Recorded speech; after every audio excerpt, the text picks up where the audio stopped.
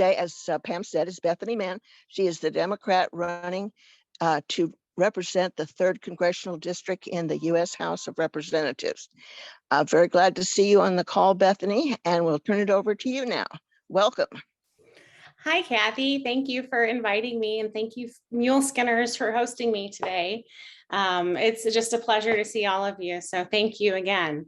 My name is Bethany Mann. I'm running for Congress in Missouri's 3rd District, and I'll just tell you a little about myself. I'll talk a little bit about my policy, but then most importantly, I want to open things up for questions. I want to know what you guys are thinking about, what you guys care about, the things that you're hearing that your community is struggling with. You know, my goal is to represent you and to serve you, so it's not really so much about me. So I'll give you a little bit about my background. My name is Bethany Mann. I grew up in Forestell, Missouri. I was the oldest of 6. I was homeschooled through most of my primary education, but I kind of joked that my life was saved through public education. I got a community college degree from Lincoln Land Community College in science. I thought I would go to pharmacy school. Life had other plans for me, so I wound up going to the University of Illinois in Springfield to study chemistry, specifically green chemistry, under a program there. So I received a bachelor's in chemistry, and I started my career as an intern with the EPA. I was testing water, soil, and air samples for environmental contaminants. So things like hexavalent chromium and other things like pesticides. And I wound up, after that, working in the industry. I went to agriculture labs and manufacturing labs. I kind of joke that my life has been a giant episode of how it's made. So I've been places where French fries and potato chips have been made. I've seen pet food manufactured. I've been to rendering plants, and those are really stinky. But I worked mostly with grain commodities and food products. Well, now I work more with water. I work in water quality labs. I work with manufacturers who deal with things like corrosion. So I've had a really interesting breadth of experience in my professional career, traveling all over the US and Canada, just talking to people about the problems in their labs that I can solve with a little science and chemistry and a little technology. So that's just a bit about my professional background. I live right now in Brentwood. Right now we're transitioning to move up to Eolia, Missouri, which is just north of Troy. I have a husband, Carson, who's a professional blues musician here in the St. Louis area. He's played all over town and has a name for himself here. I have an 11-year-old stepdaughter. I have a 15-month-old son named Randall Clark, and I've got a bun in the oven. I'm due on February 4th. Little champ will be born. So Randy will have a little brother to wrestle with him.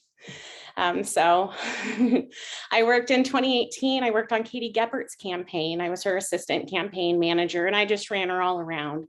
The goal of that campaign was to just push her out in front of places where she wasn't comfortable, where people wouldn't agree with her. And we had some success there. So she, along with her campaign manager, really encouraged me and showed me a great model for civil service. And so I'm thankful for that experience.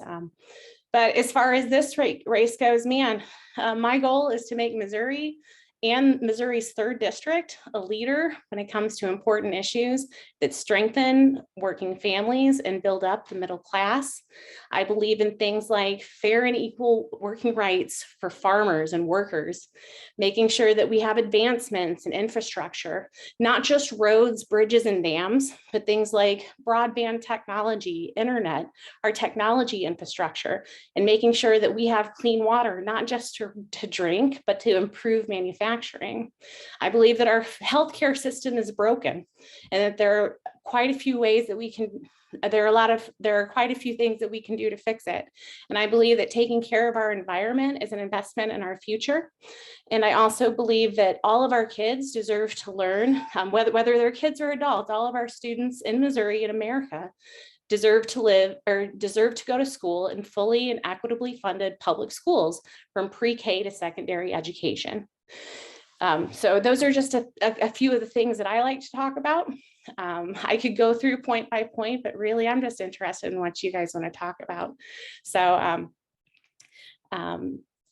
that's what sorry, I get juiced, guys, sorry. I'll just kind of open this up for questions, and whatever you guys want to talk about policy or what you're seeing in your communities, I'm happy to take some time and talk, and most importantly, listen. So thank you. Thank you. I see Pam's hand up. Do you have a question, Pam? My question is, are you coming to the Mizzou Homecoming Parade with us? When is the homecoming parade? It's the 22nd of October. I could give you an answer shortly here.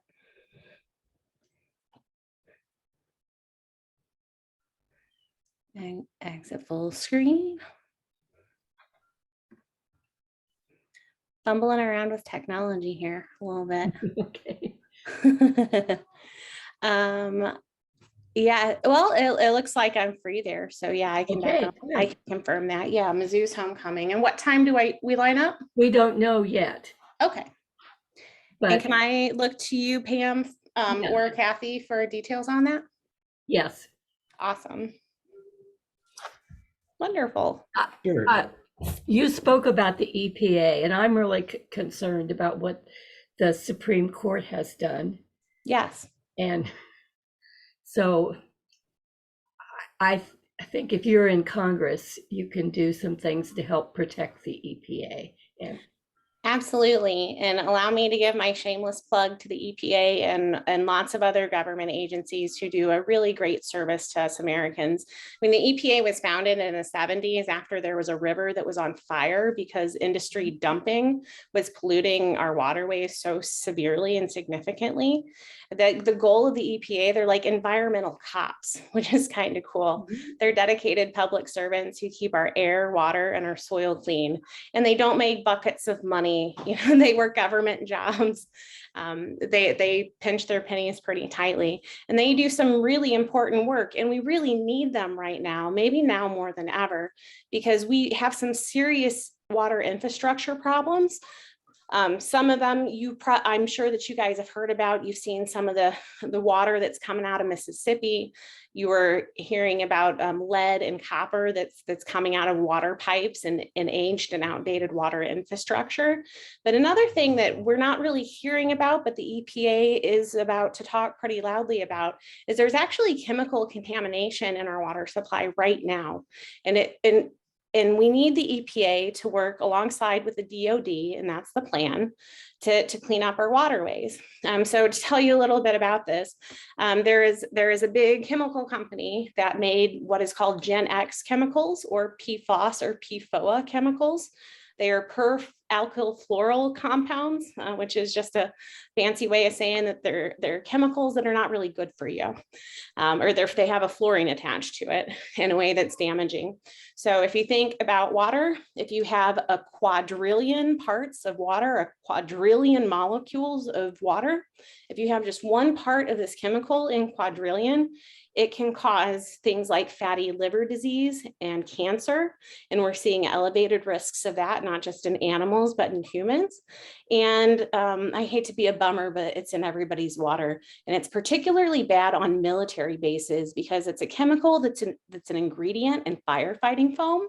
So it's used when they're putting out fires on military bases. That's where we see the concentration of that chemical the highest. It's also in your cookware, anything that's Teflon coated, anything that's water resistant.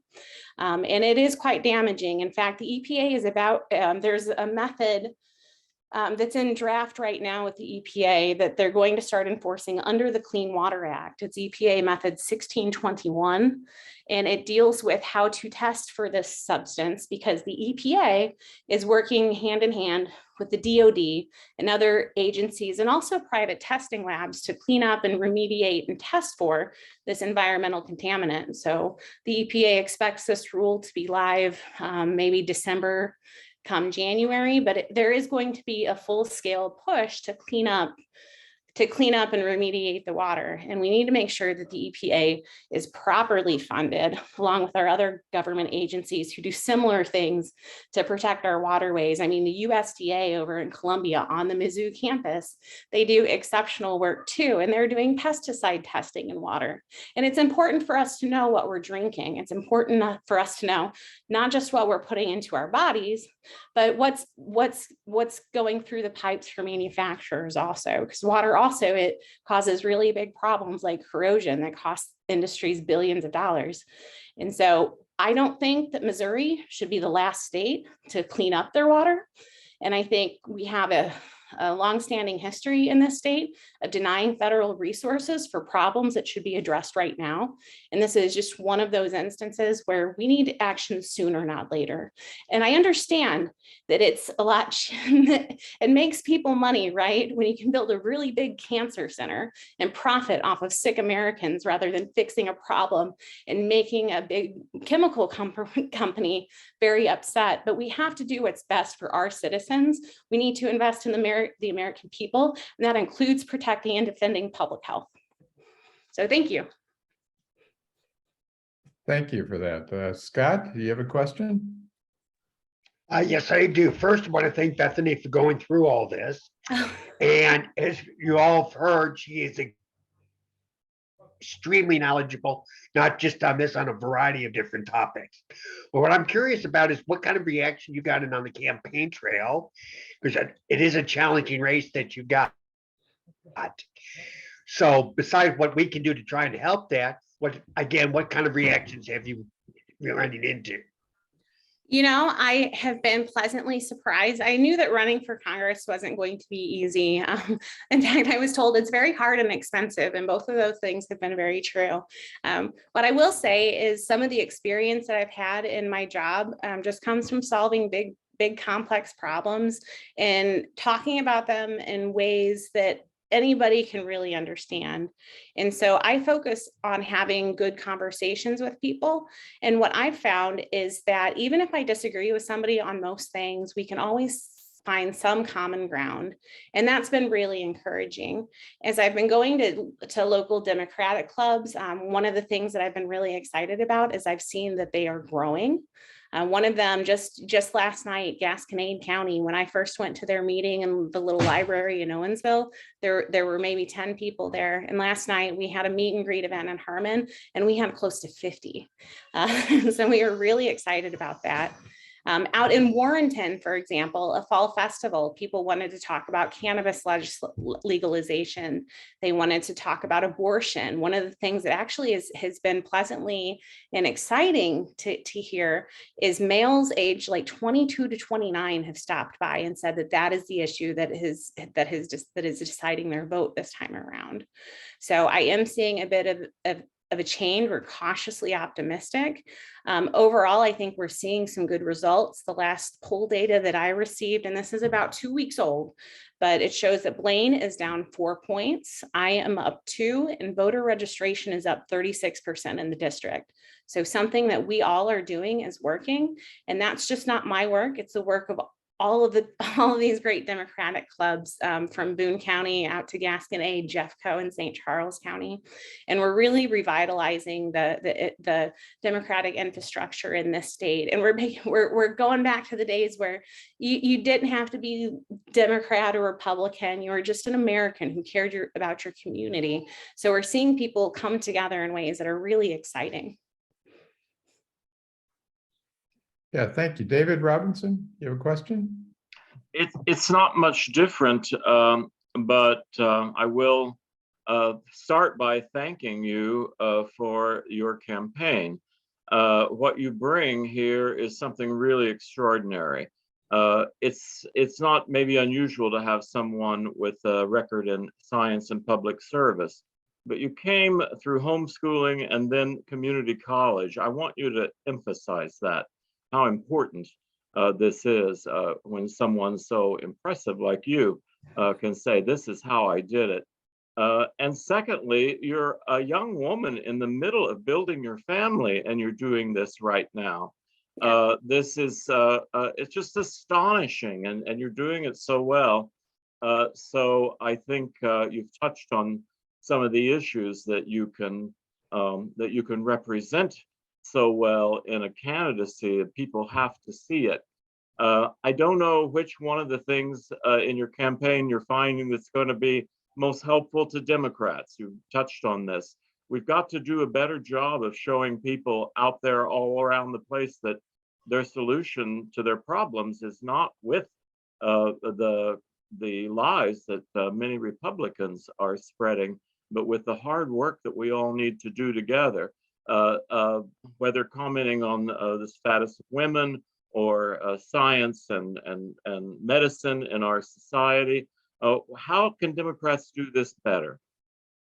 Yeah, that's a really great question. And you made some points really eloquently, and thank you for that. And in regards to being a mom growing my family, I really think that, doing the right thing means doing the right thing, even when it's not convenient. And I tell you, I'm sick. I'm almost 6 months pregnant. Sometimes it doesn't feel too convenient to get out there and stand at a fall festival. But it really is on all of us to take the things that we care about and just go out and talk to people. And one of the reasons, or one of the things that inspired me about running, was I saw the rise of Donald Trump and some of the underlying causes that caused him to be so popular. And I think he attracted followers who were kind of vulnerable and at a place where they felt separated and cut off from their families. He preyed on their economic disadvantages and kind of fed them a line of BS and false hope. And what I've seen time and time again in Missouri, and we saw this on the Katie Geppert campaign, is when Democrats run on their messaging, it's overwhelmingly popular, particularly in Missouri. And we saw this with the success of defeating right to work, even though elected officials overrode the will of the people. We saw this when we passed Clean Missouri, even though our elected leaders overrode the will of the people. And eventually what's going to happen is the workers, the women, the LGBTQ community, those of our friends who are people of color, and even you see with Trudy Bush Valentine, who comes from a very wealthy, hardworking family. When we all come together and have a unified message, it inspires hope, and that's when we win. And so that's what I would say to all of the Democrats out here, is just keep talking about those issues. Talk about things like infrastructure. Don't be afraid to talk about abortion as healthcare. And come out with clear, strong messaging, and don't be afraid or ashamed for the things that you stand for, because what you stand for, what we stand for, are American values. It's taking care of our neighbors. It's making sure that kids get good health care, that we all drink clean water. It's making sure that we fix a broken healthcare system so nobody loses their house. So just because they get sick. And these are compassionate, common sense values that go back in our history. I mean, I was very much inspired when I was younger by my grandparents. My grandpa was a gunner in the Second World War. He served under General Patton. And my grandma was a machinist who would tell me stories about the suffragettes. And she would remind me that not just men, but women died too for our freedoms as well. And both of them instilled in me the value. They would tell me stories about how when the men were off to war, the communities would come together and they would ration out their butter and make pies for each other. And they would show up for the communities to support them during hard times. So I feel like those are some of the great values that we have in our history, and bringing them forward and continuing them not just honors their legacy, but it helps us build a better Missouri. Thank you. Herb or Sue, do you have a question? Both of us. You do? You go first. Okay, well, number one, thank you very much for coming to Muleskinners to talk to us. We appreciate it and are honored. Number thank two, you. if you want to know something about holding public office and having very young children, talk to Dave Luthold, who's here, his protege, and my student, Claire McCaskill. Number three, I also praise your involvement in environmental protection. Sue and I, as tree huggers, are really with you. Lastly, and importantly, the question, what committees, I always ask candidates for Congresses, what committees do you propose to ask to serve on if you are elected, as we hope you will be, and to give your preliminary inquiries till you have a shot at them? You guys always ask such good questions. I love your engagement too, and thank you for those points. The Science and Technology Committee is pretty kind of easy for me. I grew up, my dad was a computer programmer. I played video games from the C prompt on a computer, and I can walk into a laboratory and tell you how to fix almost anything that's got a motherboard in it. So that makes sense. Anything that has to do with agriculture too, that's it kind of plays into some of my strengths as well. Those are the two really. I mean, I'm realistic that I don't want to spread myself thin, but I also want to make sure that I'm advocating for Missouri's interests the best. Can I just go ahead and tag on to that? Yeah. I wanted to say, first of all, I am very impressed at how you have gotten more self-confidence, and your presentation is drastically increased. And the fact that you have so much technical knowledge, but can speak it in a way that a wide range of people can understand it. I appreciate that. I actually don't have any particular question. Can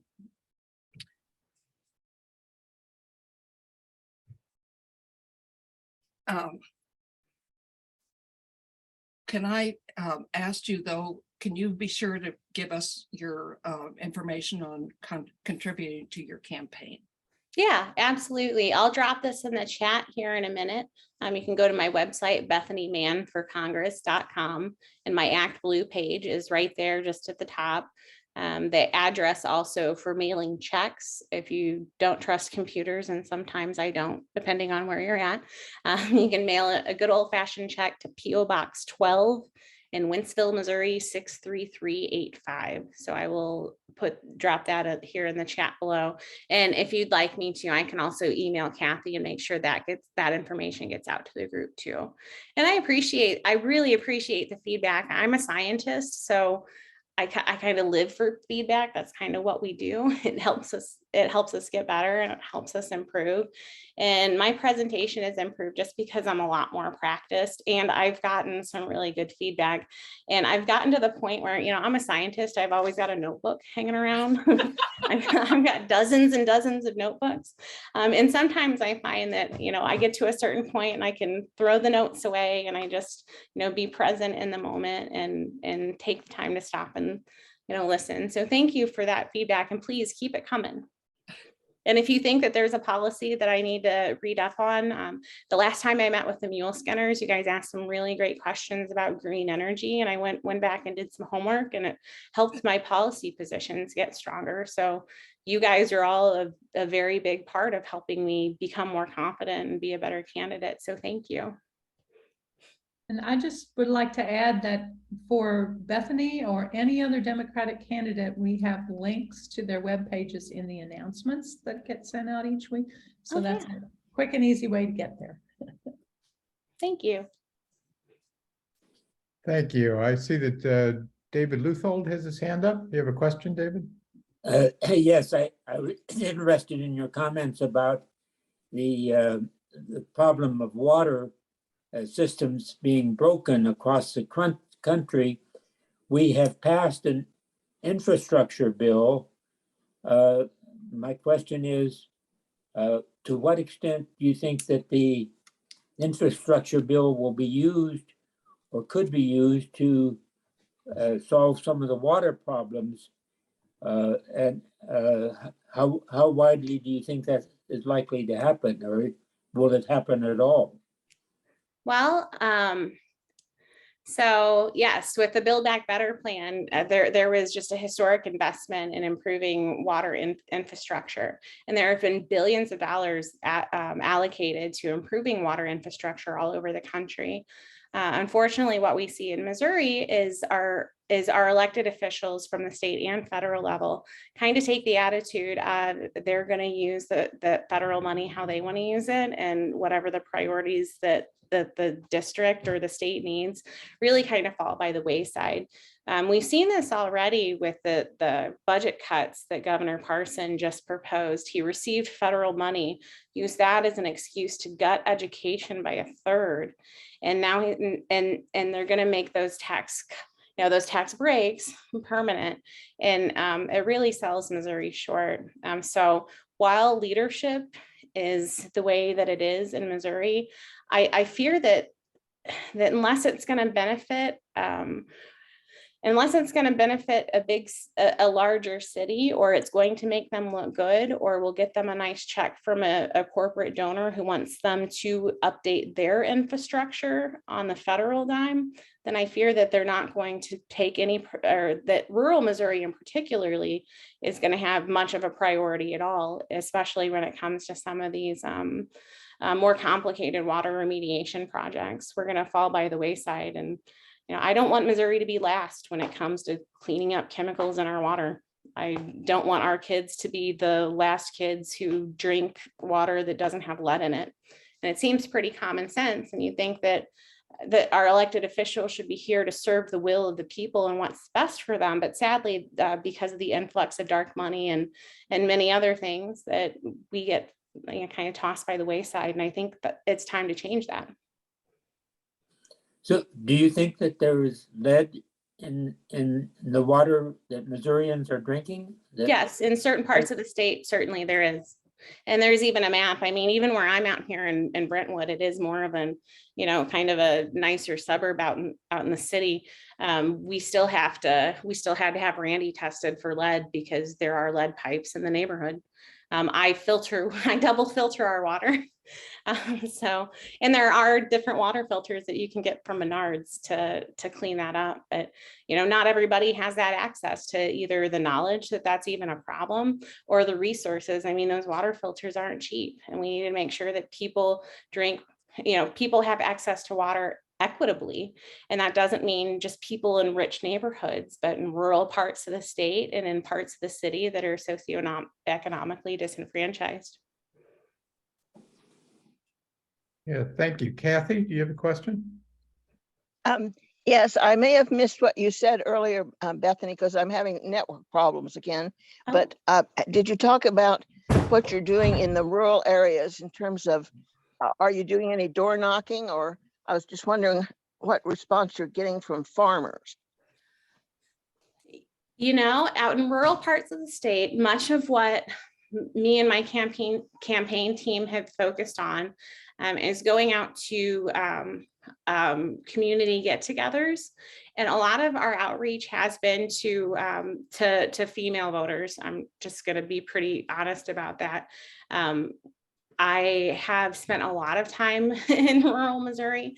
I was just out at the Mutton Festival over in Calwood. And Missouri farmers feel like they've been left behind. I mean, they're happy with the passage of some of these farm subsidies, yes. But what I'm hearing from farmers is just really kind of a repeat of a lot of the things that you're hearing very effectively from Trudy Bush Valentine.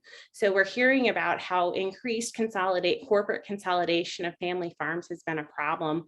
Our production of things like soybeans and pork exports in Missouri has decreased among local farmers, whereas corporations who sell pigs, their business has almost tripled.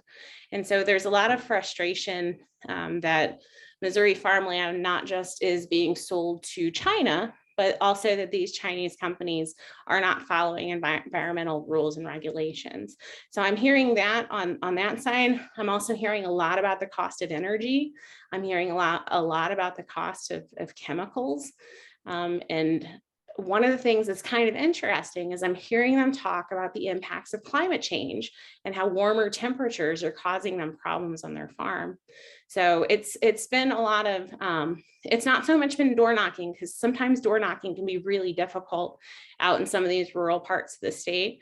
So I try to go where everybody's going to get together. So the line was really long at the Mutton Festival in Calwood. So I went there and just talked to people. And what's been great is I've had the chance to connect with some of these awesome candidates in House district or who are running for House seats, because it's really important to overturn the supermajority that the Republicans have going in Missouri's House. So I've been working with Jessica Sliz over in who's running for House District 49 over in Callaway County.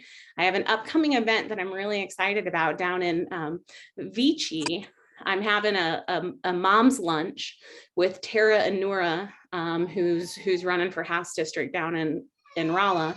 And then Bernadette Holzer, who's running kind of in that neck of the woods too. She has Marys County. And we're just getting women and kids from all over all over the area to come and meet us at the firehouse. And we're not targeting it to Democrats at all. It's just, hey, you have kids, we'll feed you lunch and let's talk about issues in the community. And that's been really effective because it shows that, you know, Democrats are just regular people too. We don't have some horrible agenda. We really just want to help make your lives better. And so those are kind of more of the conversations. And I also rely on the feedback that I get from the people who are doing daily door knocking that in different rural parts of the state. So we have pretty in-depth conversations about what their voters are talking about when they when they knock on doors. So yeah. Thank you. Sounds like a good plan. Yeah, thank you. I'm only one person, so door knocking on 16 counties can be a little intimidating. So I try to get the most for the time that I spend out there. But I have door knocking sessions planned with Jess over in Callaway, and I'll be working with Michael Sinclair out in St. Peters, and here and there we put some time in just so I am out there knocking on doors. I think that visibility is important too. But I believe in going to where all the people are, even if it means the Fulton car show in front of the CNR. Thank you. I see that Sarah Catlin has a question. Hey, Sure. Bethany, speaking of doors, if you have the door lit to spare, it can bring us, I mean, I would say even like 1,000 pieces of that to Dem HQ here in Boone County next time you're in town, or have somebody bring it. I know I would be willing to carry that when I go to doors. I was talking to Dustin Bax, who's Trudy Bush Valentine's mid-boat organizer. He'd be willing to carry some. So, I mean, we've got your back. Get us awesome supplies and we will absolutely take them whenever we go out. Awesome. And I want to give a special shout out to Dustin Bax with Trudy Bush Valentine's campaign. He's now coordinating Trudy's campaign in all of Central Missouri. And he has been an awesome advocate for our campaign as well. I sent him with probably 100 pieces yesterday. And he says that when he's sending people out to go knock on doors for Trudy, he's cutting a turf that includes mine. And I mean, van is really expensive, especially when you're a startup candidate. And there's a lot of things that you have to kind of put in advance to make it really effective. So to be able to pair with a big campaign that's, first of all, not charging me a whole lot of nothing, and who's really helping get the message out well, it's really been refreshing to see that kind of collaboration. And I give full credit to Dustin and Trudy Bush Valentine for having the leadership to see that a good congressional candidate in Missouri's 3rd has implications up ballot and it has implications down ballot. And the more we work together and come together, this is how we win races. And it's so exciting to see. We've been pretty good about coordinating, even back since 2019 when I got involved. I mean, it just makes sense to carry it for multiple candidates if you're doing doors. It's so labor intensive. And like you said, someone like you can't be everywhere, but we can. Absolutely. And I do. And it kind of shifted a little bit. My strategy shifted a little bit. You know, at first we thought, hey, we're going to have all of these volunteers and we're just going to have them knock on doors. And we thought, you know what, we need to grow the Democratic infrastructure. We already have a good one in place. We just need more bodies. We need more people who can carry the message and connect, because there's a lot of generational knowledge and resources that are available through all of these different clubs, particularly you guys at the Muleskinners. And it's really silly to try to build something on my own without putting you guys in direct contact with the future of the people who are going to help change things in Boone County, for example. So I'm really energized by that. So I'll make sure that I put in that some more literature today.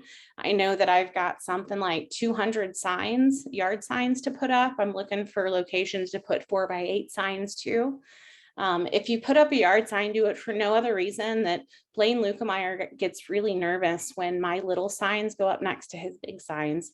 There was a big hubbub out in Callaway County that there is a stretch of land that everybody can put their signs on. In fact, there was a contested race where all 3 candidates had their signs up, but my little old sign was too close to Blaine's big one. And he made calls to people in Texas and all over Callaway County. And by the end of the week, it was kind of a joke around town, because at the end of Blaine realized that he was really nervous about this little girl sign. So if for any reason, get under Blaine's skin a little bit, put a sign up. Sue and Herb, got a question? Yes. The clean water crisis, Yes. which you have invested much effort in, has been building for many, many decades. Do you have any thoughts to share about long-term solutions? I know as a chemist, you know about solutions.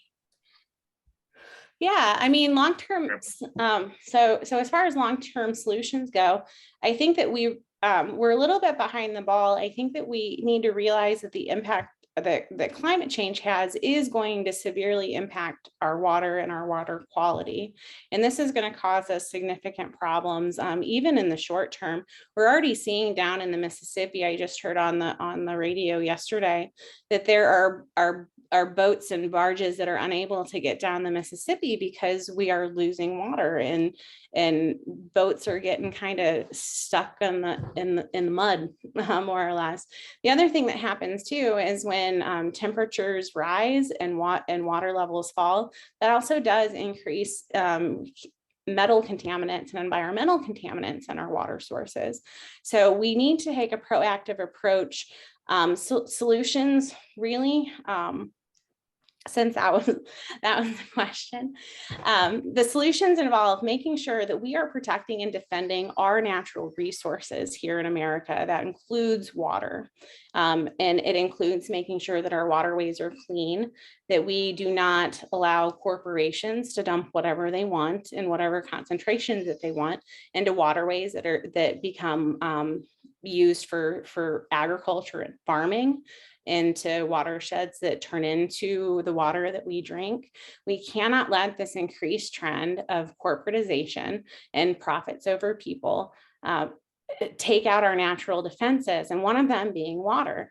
And we're in a great place where we're at in Missouri, where water is such a terrific resource. And you're already seeing droughts in places like California and Arizona, places where they really haven't been super proactive, and maybe it's too late. And we don't want to be the doom and gloom scenario that we're seeing in other parts of the state, like in Mississippi. So I think making sure that corporate regulation is more strictly enforced. I think another way that we can protect our water infrastructure is supporting unions, supporting American workers, making sure that we can all collectively bargain for things like better working conditions, but that includes clean water, and making sure that the corporations that we work for can't just pollute and make us sick, and also make us reliant on their health insurance to get better. So we have to kind of break some of that control that corporate monopolies have on our everyday life. And we have to get rid of big money in politics, because that's the root of a lot of evil. And that's a big root of the problem here in Missouri. Yeah, thank you. I don't see any hands up, so I'm going to take my prerogative and ask a couple of questions of my own. Great. As a behavioral scientist, I share your enthusiasm for science. And as a local elected official, I have a couple of issues that are a little bit more, or at least bear on the parochial. One of which has to do with your background in water chemistry. I served on a task force for water quality in Columbia, and there is some controversy as to whether or not to continue a chloramine disinfectant in the city water supply, or a chlorine disinfectant in city water supply. And I'd like to borrow your expertise to see if you have an opinion about that. And the other question I have is one that I ask a lot of candidates. It always has to do with preemption, and the conservative principle that local control is a good thing, except when it comes to our state legislatures and sometimes our national legislators. Do you have any thoughts on preemption as it relates to municipalities like Columbia? Oh, those are really terrific questions. As far as chlorinating our water system, it's something that's kind of cheap and effective. It can be cheap, but with the rising cost of chemicals, it can be increasingly expensive. There are other ways that you can disinfect water to make it safe. One of those things is to shoot it with a certain wavelength of UV light, and that can disinfect a lot of it. That's really cost effective. It's cheaper to shine a light on something and switch out some light bulbs than it is to dump more chemicals into the water. But one of the things that happens when you hopefully I don't get too technical here, but when you shine that UV light in this water source, you can increase concentrations of chemical compounds related to bromate that can cause cancer. So if we switch over to this different type of water disinfection, we need to make sure that we're just monitoring water for these haloacetic acids that can cause cancer. And if we do that, we'll be fine.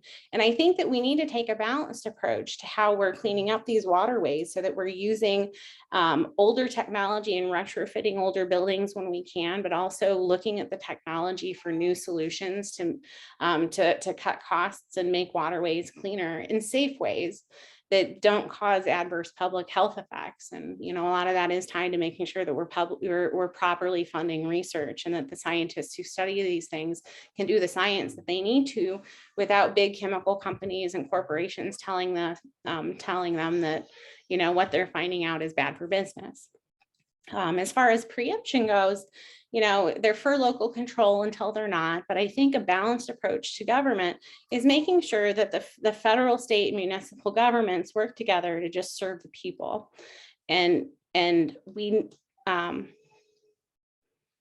this might be a question that I have to think about a little more. How do you work with it? But it's making sure that when water infrastructure money gets earmarked, that it actually goes to the things that it's supposed to, and that the municipalities too understand why that money is getting earmarked also. And I think a lack of education can often be a part of the problem, that they get this money, but they don't really understand why it's so important. And your elected officials are so busy, you know, doing fundraisers that they don't stop and take the time to adequately get the proper messaging out. And so I think it takes buy-in at all levels, and a unified message, and community forums where you're explaining to people, hey, this is why we think this investment is worth it, and these are some of the benefits and some of the risks. So a lot of work needs to be done in restoring the trust that the public has in government, because sadly we do see corruption and lots of dark money in politics, and it does nothing but undermine the respect and confidence that we should have in a government that should be a government by the people for the people. Thank you. I appreciate your answers. Sue and There Herb, is one question in the chat. Oh. go ahead and read it if you would. All righty. Are any candidate debates planned for this congressional district contest? That was Steve Calloway's question. Well, we'll see. I was contacted by the Jeff City Tribune. Their editorial board has invited me to a congressional candidate forum on the 17th. I believe it's a Tuesday evening.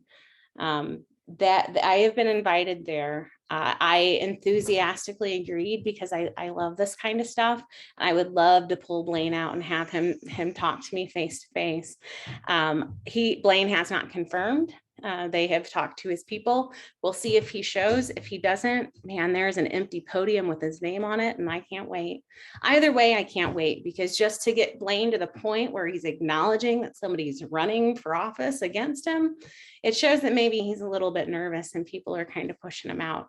So I'm looking forward to the opportunity. And, you know, it is a little intimidating. I mean, he's a well-tenured congressman who has people who write his positions for him. So we'll see how that goes. But yeah, right now in Jeff City, we have one. I'm also going to be on some media coming up here soon. So I'll be on ABC 17 out in Columbia. Blaine will be on, they gave him the Thursday night spot at 6:30. So I think I'm going to go ahead. They gave me the option of Wednesday or Friday. So I think that Wednesday is when I'm going to go in studio and talk to them. I'll also be on your local NPR affiliate, and then I'll also be on CBS also. So I'm starting to shake some trees and get some media coverage. So I feel like the more people who hear the message, the better. I don't expect all of these media trips to be super easy, but I'm going to do my very best. It's important to me to do my best to represent all of you. Thank you. Sue and Herb, another question? Okay, some of it's statements, but just quickly. First of all, I am delighted that you as a female scientist are running. Too many people are scared of science, and you are doing an excellent job of explaining things, and I appreciate that. Thank I you. would also suggest you look at what this recent Missouri tax cut, what it's projected to give to people. I was shocked. I'm sorry, just a minute. Oh, you're good. The tax cut that gave a whopping $11 a year back to working families. So that if we saved up our tax credit for 450 years, we might be able to afford childcare for about, I don't know, 3 years for the 1 day a week that we're no longer in school anymore. You know? I think it was $3 for if you earned 20,000 and less. Okay. It was, you had to earn over 100,000 before, this is when it's fully funded, was $754 or something like that. I'm not precisely sure. And then for those that got, I think it was over $500,000, Mhm. they were the ones that got $9,500. So Good it for- really, Good for them. but I looked that up. The other thing, just a minute. Yeah.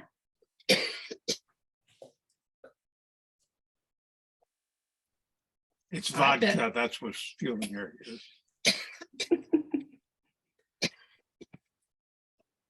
I had a heart valve put in about 4 years ago. And when I got the bill finally, which because I had health insurance, I had Medicare actually, I actually paid nothing. The bill was $1.25 million because I had this new procedure going through the groin, but they had to have that medical staff as well as the old fashioned open the chest. Mm. When I looked at what was paid by Medicare, it was $250,000. Now that says, and my immediate reaction is, the person that has no insurance owes $1.25 million. Mhm. And the biggest thing that causes bankruptcy in this country is medical care. I think that's a big thing to talk about. All my relatives are Canadians, and I was having some health issue up there. This wasn't relatives, these were people I didn't even know. I was swimming in a pool, and they said, we don't worry about going to check anything out because we get it covered. And that's what we need. Absolutely. It's ridiculous. Every district or every county that I go into, I hear some horrible story about how people couldn't afford their medicine, how they had this treatment that cost them too much money. I had one woman tell me that she got laid off from her job and couldn't afford the $12,000 or $1,200 a month that costs for her depression medicine. You know, it's just like, this just isn't sustainable. But if she got a voucher through her employer's insurance and that medicine was free. And that's really upsetting that we are tying these financial outcomes to people's ability to work.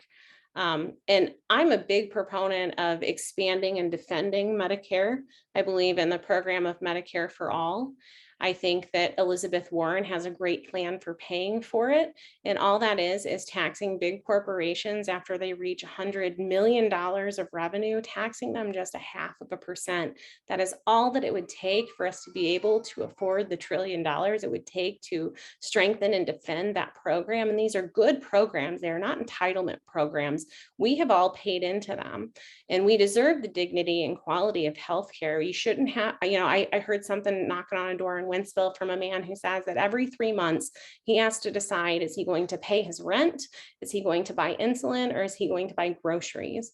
And there's no reason that the federal government should not be able to negotiate directly with drug companies to for cheaper medical prices and also cheaper medical procedure prices, because for the price gouging that's going on to the American worker and American workers is just astounding, and it's disgusting. Healthcare should not be a totally for-profit model that profits the most on our most vulnerable citizens. Americans deserve to be defended against, I mean, really what I believe are attacks on us domestically, because when you're sick and you can't afford your healthcare, that causes you emotional problems, finding your financial well-being, not to mention the physical problems that that you suffer from because you can't access basic health care.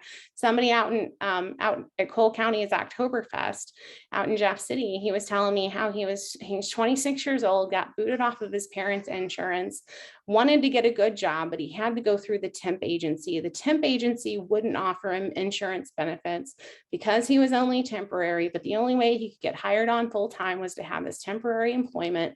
So long story short, he had to work 6 months just to get basic dental care. And once he had this basic dental procedure, he was still stuck with a bill that he couldn't afford. So he had to go out and get another job.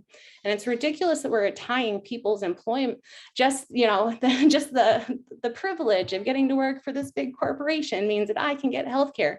No, you should get healthcare because you're American. And we have an economy that leads the globe when it comes to manufacturing and agriculture and so many other things. Our citizens here should not be left behind, and those social programs should be strengthened and expanded. Yeah, thank you. Any other questions? Are there any questions out there? Any comments, Bethany? We're getting down to the last 5 minutes or so of this meeting. Any other wrapping comments to wrap up? Oh, I saw Alice has her hand up. If we could Alice, take her Alice, by all means, yeah. Okay, so in your estimation, what are some of the things we should be most worried about in Missouri politics in terms of, Eric Schmidt running, which is horrible, and but also there's the issue of Secretary of State and being in the fake elections, and maybe our Secretary of State believes that, I'm not sure, Ashcroft, but so maybe you could mention in your estimation. Wow, that's a really good question. 1 second here, guys. Let me just pause you guys for just a second. I'm just going to check on Randy for a minute. Okay, sorry.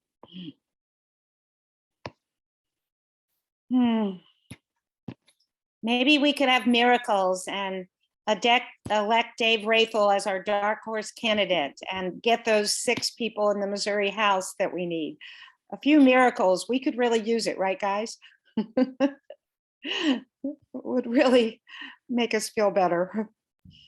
I want to say something about an article that I read this morning in the New York Times about a book that Obama was writing when he was in college with an economist on how he wanted to change our democracy. And I found it really fascinating when it was about changing the economy. And it was pretty complicated, but I would recommend other people read that. And Bethany, you should look this up too. An article in the New York Times about a book that Obama had written, but it never got published, with another student at Harvard who was an economist. And it was about how he wanted to make the democracy better. And it all had to do with the economy. Thank you. Do you know the name of that book real quick? No, I don't. I will send you the link. No, that's okay. Please, yeah, just send it over to me and I'll check that out. Sorry, Okay. guys, I'm dealing with a sick household today, so Okay. mom's filling a bunch of gaps. So that's a really great question. What should we be watching out the most for here in Missouri? One thing, I just want to make sure that we're raising awareness that one of the most exciting things that we should be watching out for and doing our very best to cultivate is this newer group of voters, this Generation Z who's coming out. They seem to be much more consciously aware. They kind of, it kind of reminds me of like the rock the vote from the 90s when Bill Clinton was elected, we have younger people who care about things. They don't always know how to get connected and into something. So we should be aware of that. I would also say never underestimate the corruption that is in our government, particularly in the other party. They will stop at nothing to maintain power and control. And we're even seeing that, as you see, I mean, really the increase of white domestic terrorism in our state. It's allowed to go unchecked. And, you know, that is absolutely a threat. So those are things that I think we need to be watching out for. I think as we're looking at up until October the 12th, one of the big pushes that we should all be doing is just trying to get everybody that we can to register to vote, not just getting people to register to vote, but encouraging them to be voter registration people. Thanks to that new Missouri law, if you try to register more than 10 voters, you could be breaking a law. So encourage the people that you know to register to vote, and also fill out that form that's on the Secretary of State's office. If you need to fax it in, just take it to the Boone County office. They'll probably fax it for you. We need as many people as we can, not just voting, but trying to get at least 10 people to vote. And that's really going to drive turnout. One of the exciting things I've seen, particularly in Boone County, is they are registering more people to vote than they have in many elections. And we must protect and defend our democracy. I think that is something that is very much at stake in this election. And we cannot allow any kind of complacency to creep in, not especially in this next month. And no matter what happens come November 8th, we have to keep moving forward aggressively, because they will not let up. You know, because when you look at things like Roe v. Wade, for example, with the Dobbs decision and how they overturned abortion rights, they are not stopping with taking away our access to healthcare, because Blaine Lukemeyer has a bill out there that wants a federal, make it a federal crime to have an abortion after a heartbeat is detected. And not only that, he also wants to make mandated reporting requirements increase, not just for people who who are seeking abortion care as medical care, but this is a group of people that by philosophy, they will claim that abortion is murder and there's no statute of limitations for murder. So I believe this is just another way for them to hit a bunch of women with felonies so they can't vote and disenfranchise a whole lot of us.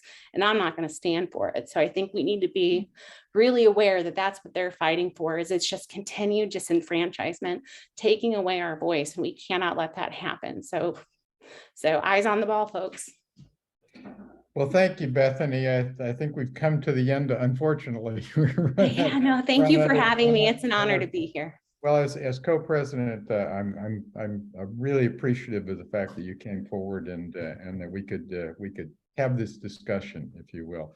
And I think Dave Taylor, by the way, has put that New York Times link in the chat, so you may want to check that out as well. I just want to say thank you once again, and give you a round of applause here. And please, anyone, the executive committee is going to hang around, hopefully, for our executive committee meeting. Everyone is welcome if you want to join. Otherwise, thank you, and stay safe out there. Thank you. I'm real quick while I have you all here. Sure. If I can get my message typed, I will put my information here in the chat of how you guys can reach out to me.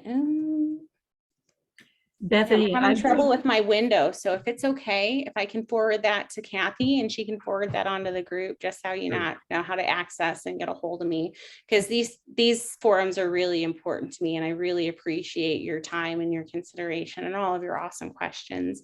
So thank you, and thank you all for the wonderful work that you've done organizing, not just in this election cycle, but in many of the previous. So you guys are heroes to me, so thank you. I'm going to make sure that you get information about the homecoming parade. Yes,